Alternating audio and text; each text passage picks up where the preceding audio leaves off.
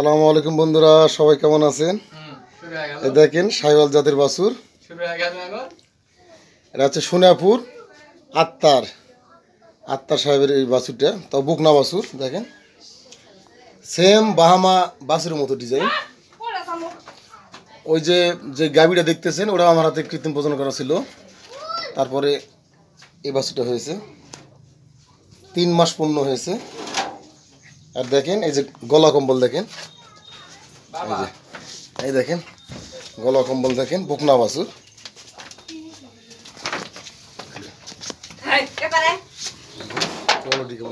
এই বাচ্চা